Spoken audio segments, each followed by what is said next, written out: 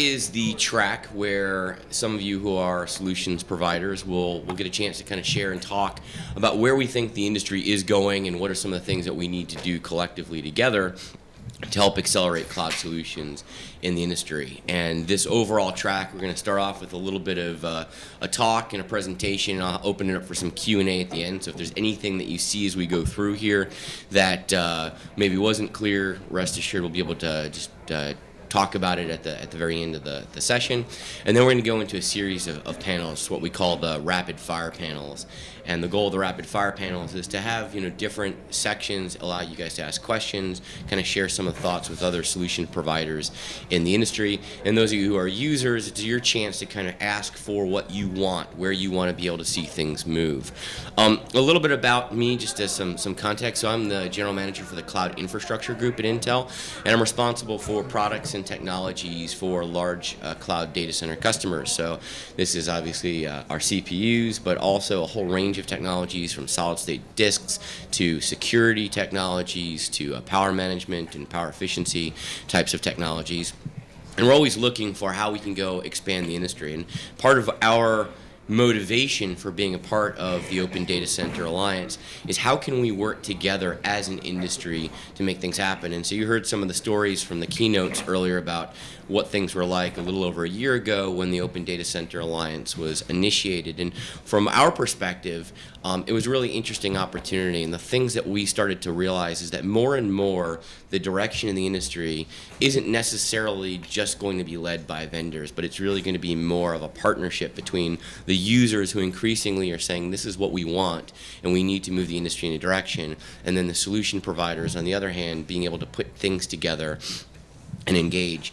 And one of the other things that I want to highlight is that Intel, while very committed to the Open Data Center Alliance, we work with a wide range of different standards groups and standards organizations, and that'll actually be one of the topics of the panels a little bit later today, are what kinds of standards does the industry need, how do we address standards for cloud computing, which I liken to sort of being the road, is how do you pave the road so that essentially everybody has the opportunity to best compete and deliver solutions as fast as they can based on that standards-based type of infrastructure. And to highlight some of the things, not only is the Open Data Center Alliance driving standards and solution enabling, but there's also a partnership that the Open Data Center Alliance has with a number of organizations. And as an example, the TM Forum has a group called the ECLC, which has been a leader in developing solutions for cloud services and really being focused on how to accelerate cloud services and requirements from a user perspective. And that's one of the collaborations amongst the many that you'll hear from today, both in this track as well as in others. So a little bit of context before I get too deep into some of the solutions. What you see here is the growth of cloud adoption as forecasted by Forrester. And you can see that today we're in 2012, and the market as sized is roughly on the order of about 40 billion. And an old friend of mine said that, a billion of anything is a lot. Well, if you look out into 2020, we're talking about $241 billion worth of services, so that's 241 a lot. And for those of you who are service providers here in the room, obviously that's the pot of gold that you might be chasing. And the real question becomes, forecasts always to some degree look like this. There's a lot of growth. And also to put in perspective how big this is, I did a look at today the entire IT industry, and it's roughly on the order of about $500 billion.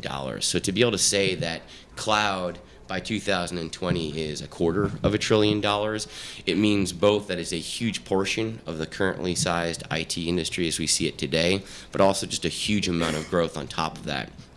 The other thing which I'll highlight is that I don't think that this forecast itself really takes into account the full impact of big data. And we look at the multi-trillion-dollar problems in government, in healthcare, in information that people aren't tapping in today. And I still don't think that even this forecast really takes that into account. So there's a huge growth, but there's also a huge number of inhibitors to making this happen. And our goal really through the Open Data Center Alliance and Intel's motivation is, can we bring an understanding, an intense understanding of what the end users want and what they need and what their requirements are, clearly document that in the form of requirements, and then work together with our customers at Intel, right, the solutions providers, the OEMs, et cetera, to go deliver solutions, marry those two things together, and make sure that we don't fall off the rails, that we actually do deliver this vision of 241 billion by 2020.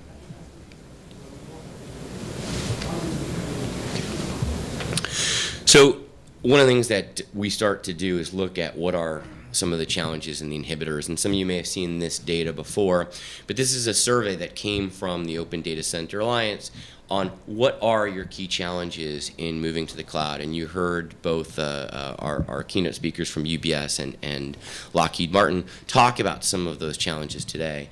And beyond a shadow of doubt, whenever I have a conversation with someone who's looking at using cloud services or moving to the cloud, the number one thing that always comes up is security. That is the number one inhibitor. And by the way, you could argue that sometimes it's real, sometimes it's a perception, but the reality is even if it's a perception, right, it's still an inhibitor to why people may be not moving to the cloud as much as they would like to. And we've heard concerns when you scratch below the surface around security that one of the chief concerns is around if I'm in a multi-tenant environment, will other people have access to my key data? Will I have a breach? Will I somehow be one of those headlines or those news stories? And the risk or the thought of any of that happening is just too great, and as a result, they withdraw. By the way, there's some seats in the front, so I encourage you, if you're stuck in the back, to come on in and make your way. We'll make room for you. So the other elements of security are also about audit and control. And when you look at some of the usage models and the requirements that have come from the Open Data Center Alliance and some of the things that are discussed, and you'll hear in other sessions today, that the ability to audit and understand the levels of security and then be able to apply that to policy is increasingly important. So if I have a sensitive application, I need to know that it meets a certain checklist of requirements, and that's part of the reason that the Open Data Center Alliance has identified bronze level, silver level, gold level, platinum level, which by the way is almost government level, NSA levels of security for different types of applications, so that there is a common lingo in security. So it's not just about the threat of a breach, it's also about, can I understand different levels that are being promised to me? Can I monitor that SLA around security? And can I show that I'm in compliance to a regulator? So those are some of the things that we're hearing. We also hear issues around application migration strategy. People don't know what they can move to the cloud, what they should be moving to the cloud. And it's not just about things like security that make that complicated, it's also about cost. One of the other barriers, we recently had an enterprise board of advisors a couple of weeks ago, and one of the big things that I heard around public cloud had less to do with security. Well, okay, let's assume I can get over that barrier. At a reasonable level of scale, I think that many of these applications are better for me to keep within my own private cloud type of environment. The bandwidth costs are too high. I have data sets that constantly need to be changed, and I'm going to continuously be updating those. It's not worth it for me. The cost will be too high. The economies of scale I can get within my own environment are better than what I can go ahead and get within a public cloud environment, right? And in some cases, it's a matter that they don't even know what the cost for that application is within their own environment. So how can I just decide whether I can migrate that to the cloud? So there's more that we need to go do to ensure that quality of service is understood, that the cost of delivering a service both internally and externally is understood, and that then will inform the application migration strategy. Another element is simplified management. It is hard enough to manage an infrastructure within your own four walls, and then to be able to make it more complex across multiple data centers, and then make it more complex, add a level of virtualization on top of it, and now add on top of that you're going to have multiple public and private cloud entities, and I have to manage all that infrastructure, know where it is, show them in compliant, manage my SLAs, right? You see these dashboards up there, and those are the management dashboards, and they're still pretty darn complex. How do we do a better job together of automating? How can we help people with their management tasks? How do we make things that they really don't need to see transparent, but give them the confidence that those things are happening, and then allow them to audit when they actually feel that they need to audit? These are some of the tasks that we need to address in management. Cloud onboarding. I hear this all the time. Well, I know I can get into the cloud, but how do I know I can actually get back out of the cloud? These are things that the more that we drive standards, the more that we make things manageable, the more we give people confidence. And by the way, all of these objections and all these concerns, I personally believe are overcomable. And there should really, at the end of the day, be an environment where people have the security, have the manageability, have the quality of service, understand their costs, understand their applications, and then as a result, can make their informed decisions.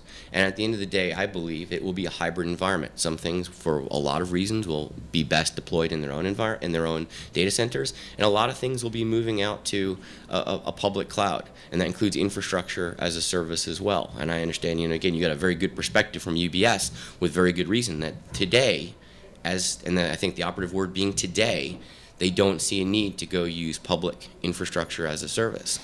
But I think there are things that we can do in these areas where the customers are clearly telling us these need to be addressed, that we can go make it more attractive for them to be able to do it, and at least give them a choice to make that happen. So these are some of the concerns that are coming from the customer standpoint. So what is our opportunity in this? And when we look together as an industry, what are the things that we should be addressing? I think first and foremost is transparency, and security being a big portion of that. Again, at the Enterprise Board of Advisors that Intel had a couple of weeks ago, one of the things that I heard was anecdotes and stories where people said, I got an SLA from a service provider. They told me what they were going to go ahead and do. And then when I actually tried to audit it, I couldn't audit it. I don't have the transparency. So it's one thing to, by the way, convince them that the level of security is appropriate, and then be able to convince them that they want to be able to do it. And then if you can't allow them to audit it on their own, that also can be a deal breaker. So a level of transparency and security, but the other level of transparency is around the service level and the quality of service. And those of you who have looked at a number of infrastructure as a service, it is really hard to do. On one hand, you can kind of guarantee a core, you can guarantee some of the physical attributes, but due to noisy neighbor problems, due to other sorts of issues, it's sometimes very difficult to guarantee the quality of service. Sometimes the customer may never be able to perceive whether something has been breached or is an issue or not. But at the end of the day, long term, they're going to want to have that transparency to know whether they've really received the quality of service. And that's not just at the bits and the bytes and the bandwidth levels, but actually at the application level. What they really want to know is if I need to deliver a certain latency for my transaction with a certain probability, is that happening? Can I get it done in this environment? Or if not, can I go ahead and buy more resources to be able to make that happen? But that level of transparency, I think, is important, and we have to work on how we go deliver that, and we need standards for that, because I can tell you also it's going to become a nightmare if every level of transparency has to be a one-off for every service provider. It's just going to make people think that there's too much difficulty, too much challenge, and it's easier to do it within their own environment. Automation being another one. My vision is that what we're able to go do is have certain key attributes of the applications themselves. And in fact, you can set those applications, maybe through some sort of application runtime optimization process. You understand that this is what the service level ought to be. And the environment, the infrastructure as a service, the platform as a service actually self-optimizes to go provide the right level of resources in conjunction with the SLA, determines where things need to be able to run, and in the event of an issue, reconfigures itself. I know there are pieces of getting there today, but we don't have that kind of wide-scale automation. We'd like to see that happen. Secure federation, this is basically not just identifying the security levels that we talked about today, but how do you make sure that when you are sharing data or you are giving permissions, right? When you give permission one step forward, how can you stop at one step forward? How can you do digital rights management? I'm seeing some very interesting things being proposed in the industry today. Instead of propagating all of the data itself, maybe propagating tokens or allowing permissions. So there's some very interesting ways of addressing that type of problem, and hopefully we can talk about some of those today.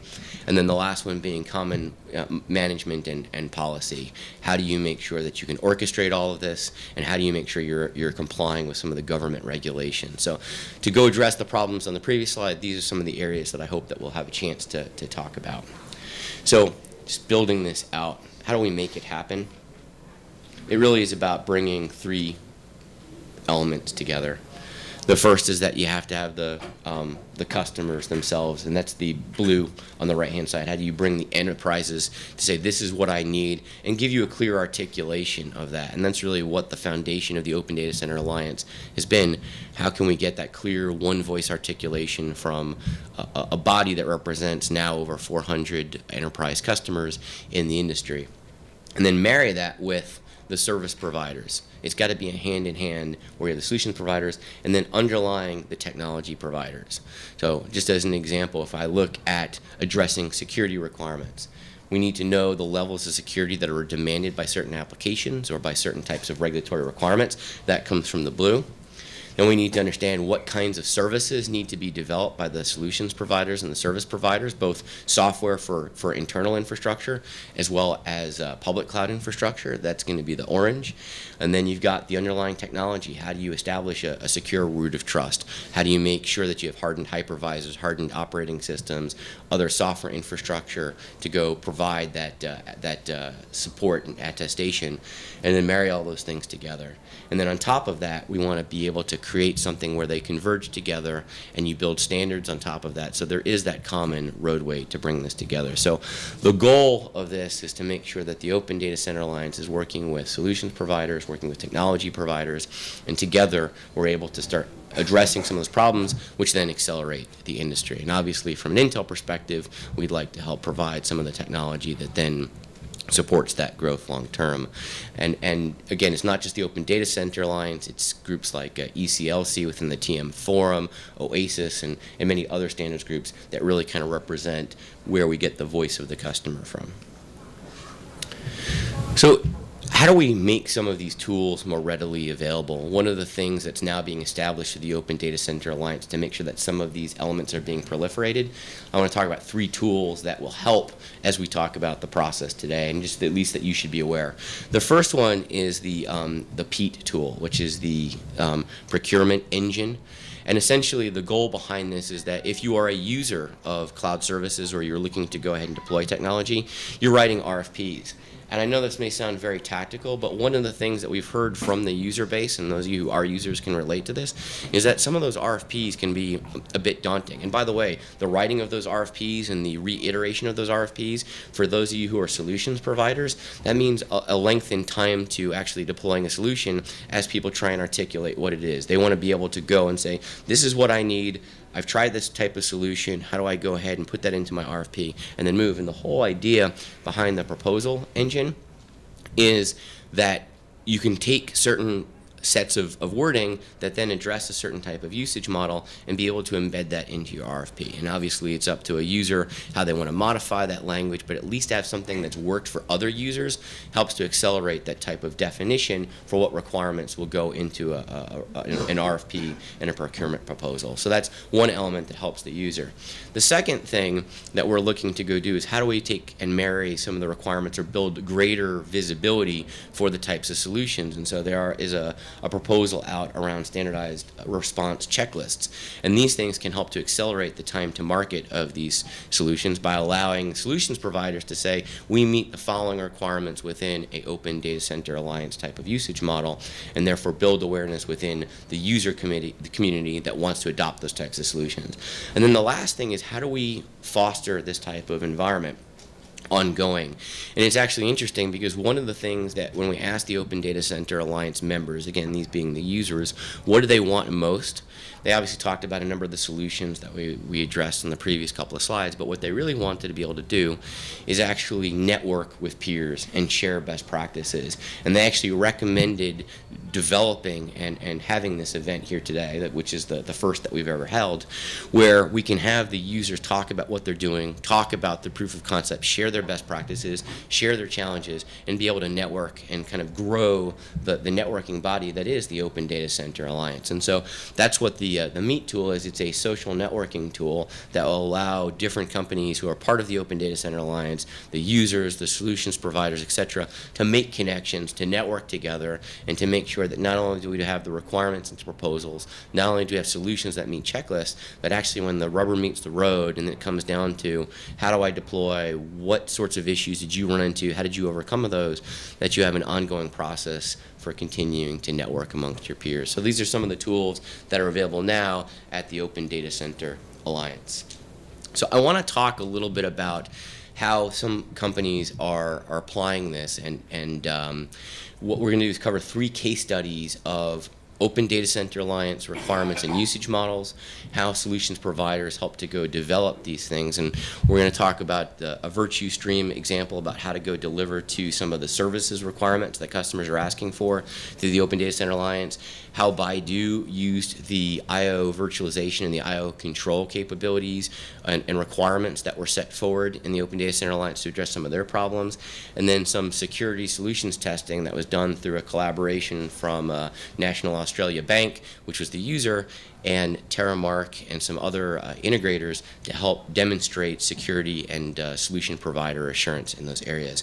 So I actually want to invite first Kevin Reed, who's the CEO and CTO at VirtueStream, to talk a little bit about what they did and how they were able to address some of the solution provider requirements. So Kevin? Thanks.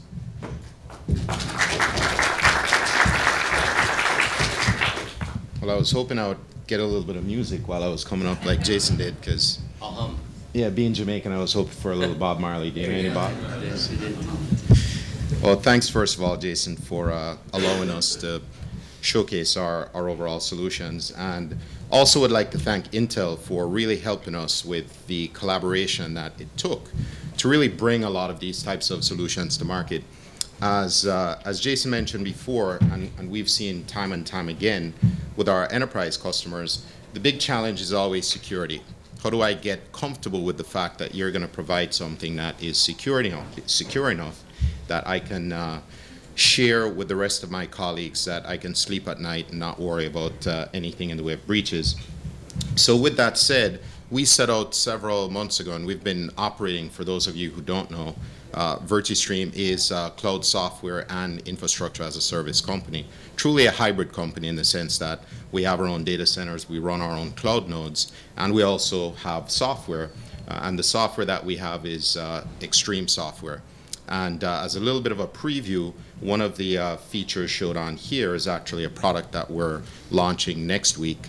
But the key here in terms of looking at addressing what the ODCA has done, we've been very impressed with the ODCA over the past few years of development, and in fact we just upped our overall status with the ODCA, because what we see as being invaluable is the ability to take real solutions, real requirements from customers and be able to distill them into standards that everyone can align themselves towards. And so with that said, what we've actually done is worked with Intel to include a trust platform in the way of Intel's TXT into our overall solution. And what that means is that within our software stack, we'll actually be delivering a root level or attestation for the hardware itself to make sure that the host itself has integrity. And as an overall roadmap, we are releasing this product right now. In fact, we're actively working on POCs and betas with clients on this. But beyond that, our roadmap really is to be able to leverage TXT to also do remote attestation, which will come in a few months. We're just working through some details on that. And also to then create a federated trust in terms of multiple entities that would be federated together and attested. So we really are very excited about this overall offering. This comes from several years of interrogation from customers as to how exactly we can assure them that what their applications are going to run on will actually be a trusted platform. And this is one of the first ways, I believe, in the industry that this type of service has been delivered. And so what we focused on is really, if you look at the domains that are on there from an ODCA perspective, it's really trying to address all the different categories that the ODCA has already laid out in the way of cloud management and security. And our goal is to really extend the GRC. So Jason spoke about transparency quite a bit. Our goal really is to have in our product that's releasing an extended version of governance, risk, and control that we can extend into the private environment for a client all the way back into the extended service provided by that service provider. So with that said, the three categories of private cloud, what we call virtual private cloud, which is a multi-tenanted or private cloud environment but not facing the internet, and then what is traditionally known as the public cloud, which would be internet facing, that we hope to have other service providers participate in as well. And that's it. Jason, I don't want to steal too much of your thunder going forward. Yeah, so don't worry. Sorry. But that's the first time I've ever actually sung, so that's, in public, not in the bath. So, anyway, thank you very much. So I wanted to talk about two others beyond what Kevin just talked about. So first, a little bit about what Baidu did. So Baidu had a challenge in that they are, if you're not familiar with them, they are the largest search company in China. So they are looking at huge, massive data sets, big data, business intelligence sorts of things. And essentially when you look at what they're trying to analyze and aggregate, they have a huge, almost high-performance computing type of problem. And so their challenge was how could they continue to deliver and build and scale given their growing data sets when I/O was becoming a bottleneck. So, and this is increasingly something that some of you who have your own infrastructure are looking at, and is a key concern, that the latency, that the bandwidth of putting multiple things together is becoming a bottleneck. And particularly those of you who have Hadoop clusters, we're hearing consistently that I/O is a bottleneck as you're trying to aggregate multiple results across different types of platforms. So Baidu obviously was wrestling with the same sort of problem. How can they improve the overall solution performance and really enable faster response times and do it in a way that's efficient? And so what they were doing was looking at how could they maintain a quality of service as they moved to 10 gigabit Ethernet. And their overall cluster size is 100 petabytes. So, rest assured if they can go do it, most of you probably don't have the same size of requirements, but probably some of you do. And in essence, what they did is they looked at the I/O control usage model within the Open Data Center Alliance, which gave them a foundation for how to go ahead and drive quality of service, how to use technologies such as single root I/O virtualization, all in a standards-based manner to improve their quality of service. So not only could they move to 10 gigabit, but they had the ability to go ahead and set different types of priority queues, allow them to go ahead and maintain the use of that bandwidth for the right types of traffic, and as a result get good efficiency out of that. So that's how they used some of the Open Data Center Alliance types of usage models. The next one, which I want to highlight, is what National Australia Bank has recently set out to go do, is that they would like to see a level of auditability and a level of consistency across the different public cloud solutions providers that they work with. And so what their challenge was, how can they move to a standard set of security models? So if I have multiple different service providers, that I know what type of level of security I'm getting from them, and as a result I can decide what types of applications, going back to that application migration strategy, where they can go place those workloads. And so what they did is they worked with Terramark as the solution provider and Trapezoid, who is a digital security integrator, to be able to provide a level of auditability and to do a proof of concept around the security solution provider assurance usage model within the Open Data Center Alliance. And so what they did is they tested the gold level tier, which is really intended for financial services, and went through all of those different requirements, and were able to show that based on the integration that was being done by Trapezoid and by Terramark, that they could get that level of insurance. And one of the usage models, or at least the elements of that gold level of solution provider assurance that I've seen that I think is very compelling, is they're able to show how you can integrate an orchestrator, a workload orchestrator that allows you to recommend whether or not a workload can be provided on a certain type of infrastructure, and be able to have that workload orchestrator aware of whether the hardware itself, the servers, are being brought up in a secure manner. So having that kind of underlying security check, having that to be visible and then compliant with the usage model, is what really this conference is about, bringing together the need, the requirement, the integration, the proof of concept, making these things happen. And that's what this group was able to go ahead and do. So how do we move forward? This really highlights the three elements that we want to see through the Open Data Center Alliance. First, there's a huge opportunity that drives the overall infrastructure. We talked about the $241 billion and what it represents to the solution providers. Second, there needs to be those three circles integrated together. There is the voice of the customer, there is the service provider, and then the underlying technology providers all need to come together to really solve these major problems, and as a result, we'll see that acceleration of cloud services. And then the last thing is that we'd like to be able to to use this forum, we'd like to be able to use the Open Data Center Alliance as a place to bring together those multiple constituencies and allow them to go ahead and engage. So what do we look forward to for the rest of the day? There are 4 basic panels. The first one is a service provider panel, and the goal here is to kind of share what are some of the solutions that are being put out there today. How are they addressing some of the requirements, some of the needs that we just saw from the Open Data Center Alliance.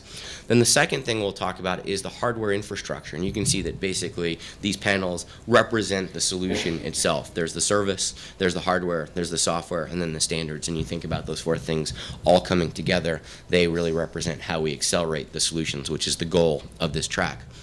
In the hardware panel, we'll talk about what are people doing today to drive efficient hardware into the cloud. We'll talk about some of the collaborations, what's going on, for example, with the Open Compute project, and what people need in terms of their underlying infrastructure to go drive a cloud service.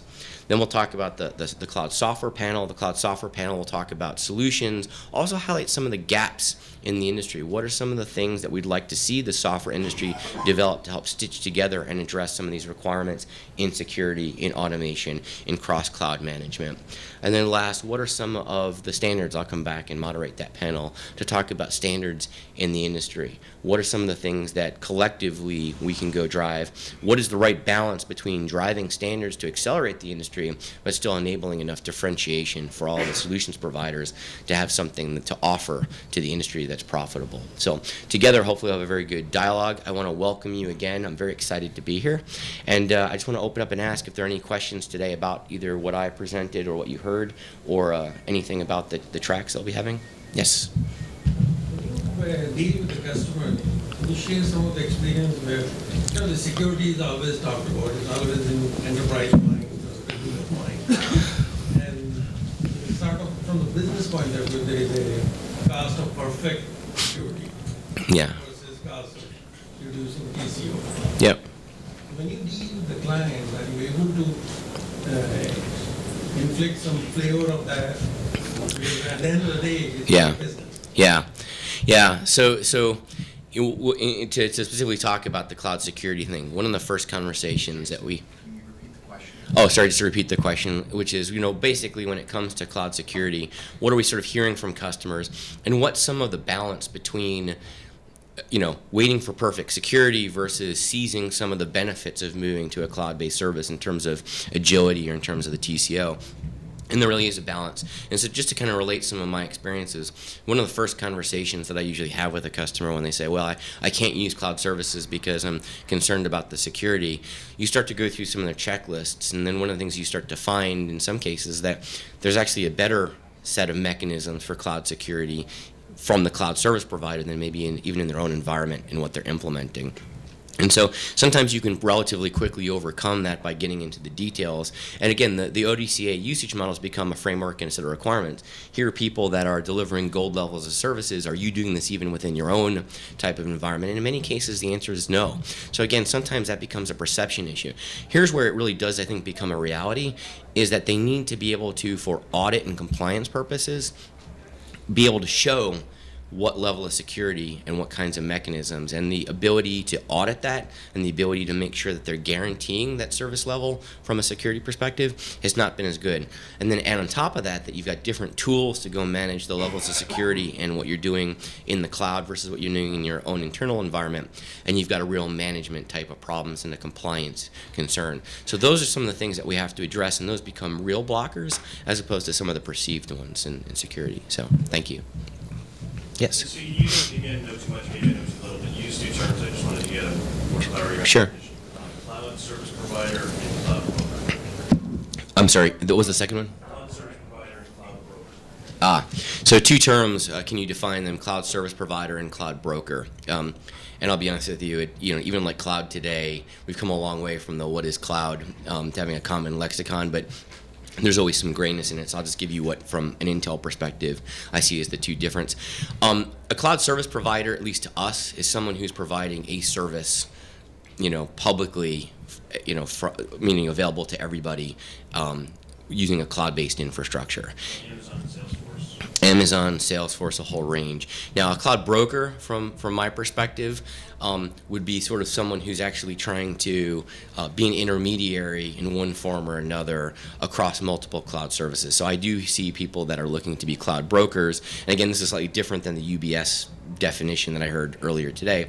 A cloud broker to me is someone who says, I'm going to help you use my API, and then I'll spread it across 3 or 4 different types of clouds. That's what at least I've seen as a cloud broker, which is also a cloud service provider, but for a very specific type of application or usage. So how would you qualify people or companies that are in the services business that provide cloud on a private basis to individual firms? Yeah, so the question then was, how would you classify a managed service provider that's providing those sorts of things? And I think 9 times out of 10, they are a cloud service provider. So, for example, if they're offering infrastructure as a service or their own software as a service for a vertical application like healthcare, that's just a cloud service provider. If they are saying, hey, look, we're going to go work with you, customer, and we'll go put your workloads across 4 or 5 different clouds and essentially broker that, then I would say they're acting at that point like a cloud broker. Okay. Thank you. Yes? Gartner's saying that by 2016, 40% of enterprises are going to want their service providers to be able to demonstrate the security measurements that they're taking. Can you give some advice to the security providers on how to get ready for that? Good question, and I'll just repeat it again for the video and also in the room. So the question was, is Gartner's forecasting that, I think it was the stats, 40% of customers are going to require cloud service providers to be able to demonstrate or show measurement of what they're able to do from a security standpoint in the cloud, and what kind of recommendations do we have? And I think there are 2 parts to that recommendation. I think the first is, let's have a standard set of lexicon, at least for some base level of capabilities. And I would recommend that solutions providers or service providers look at the security provider assurance usage models as a way of identifying some of their services and making sure at least they understand some of the requirements that those customers, the 40% at least, will be looking for. So that's one element. The other element is, I think it's important to be able to say what you are planning to go ahead and what you think your SLA contains, and that's where the tool around this solution provider checklists come in, which will allow you, and we, by the way, as Intel, hope to foster some of that by building greater awareness so that you can go ahead and share with the broader community what types of capabilities you have in the cloud. And the third element is really going to the auditability of it, and that's something that it's going to require a number of different companies to make happen. One of the things which I can speak to from an Intel perspective is we're working with our McAfee counterparts to be able to allow tools to span both their private cloud as well as their public cloud, and that would allow them not just to audit the levels of security that they're getting within their own environment and allow you to determine workload placement, but to be able to go do that from a public cloud perspective. And I also highly recommend, for example, the Trapezoid digital security folks like that who can help recommend, who are experts in that area, to help provide tools and expose them to the user community from the service providers. So those are some of the things that I would recommend.